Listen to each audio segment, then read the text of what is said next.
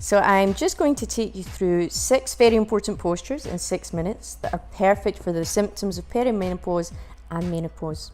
So beginning in Sukhasana, our easy, simple cross-leg position, we're going to place the hands on the knees, straighten the back, lengthen through the top of the head, and take 5 deep breaths here. In through the nose, out through the nose. Inhale, following exhale. We're just going to allow ourselves to relax. Before coming in to a gentle twist, so taking the right hand to the left knee, pushing the back of the hand against the knee and looking over the back shoulder.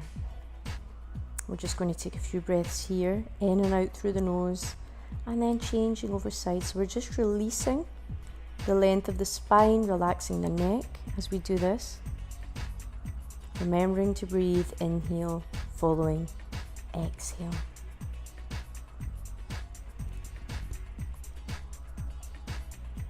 Now we're going to come into tabletop position, all fours. You can turn the toes under or leave the front of the feet on the mat and come into cat-cow. So curling under, looking at the navel on the exhale.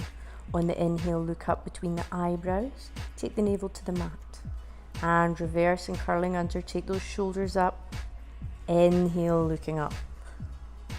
Exhale, curling under, stretching those shoulders to the sky. Inhale, pushing the navel down to the mat. Exhale, curling under. So we're going to take 5 here or more if you wish. And then we're going to come forward into a low lunge. So here we're stretching out the hips and the psoas muscle, which can become particularly stiff and aggravated during the menopausal period. So raising the fingertips up to the sky, we can turn the back foot under if that's more comfortable for us. We can put something under the knee if we're experiencing joint pain. And trying to make sure the knee doesn't come above the ankle in the front foot. So coming back to tabletop, taking a few cat curls, looking up, looking down. This just releases spinal fluid, allows it to flow, and coming into a low lunge on the left side. Raising the hands up, take the hands to the hips if this is not available. Again, you can have the toe turned under or the foot against the mat, making sure the front knee is above the ankle. Just stretching out those hips, releasing the muscles of the psoas, releasing any tension, raising up through the fingers, not collapsing into the hips. And then we're going to come in to wide leg standing forward bend, okay? So the toes are going to be slightly pigeon-toed. We're going to take a slight back bend and come forward from the hips. Now only come as far forward as is comfortable. Now I'm taking the big toes, okay, with the index and middle fingers, pushing down with the feet, pulling up with the arms. So we're working the arms here as well. And we're going to take the head towards the mat, not towards the knees. And we're just going to pulse this in and out. Now, this is a very cooling posture. Also, forward bends are very calming and it helps to lower blood pressure. So all of these things are things that we can experience during the menopausal period. So really nice for hot flushes as well. Again, stay here as long as is comfortable. And then we're going to come back in, cat-cow, relaxing that spine. And we're going to just slide forward into Sphinx pose. So lying on the tummy, front of the thighs, the shins, front of the feet connecting with the mat, elbows in line with the shoulders, palms flat on the mat. I'm just taking 5 breaths here. Now this is really good for calming the central nervous system. It's also a great posture for depression.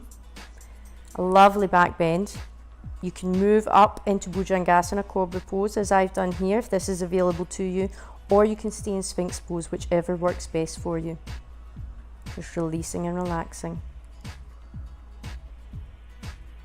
Then we're going to come up gently into hero pose, so sitting back on the heels. We're going to slide those hands forward, bringing the forehead to the mat or a cushion or bolster to rest the forehead on if that's more comfortable. This brings us into Balasana or child's pose, which stretches out the spine, great for the thighs and again for calming the central nervous system, bringing some balance into our life and easing any anxiety. So just walk those fingertips away. If we want more of a hip opener, we can open the knees here. If we keep the knees together in Balasana or child's pose, we're getting more of a lower back stretch. So depending on where your personal focus is, lower back stretching or hip opening. Now we're just going to roll over and come into Savasana. our final resting pose. Okay, so again, stay here as long as you want. I've popped into reclined cobbler pose, Supta Baddha Konasana, hands above my head, feet together, knees out. Again, put blocks or cushions under the knees and the lower back if this is what you need for comfort. Rolling on to the right side, and when you're ready, very slowly and gently coming back up to seated position. Namaste.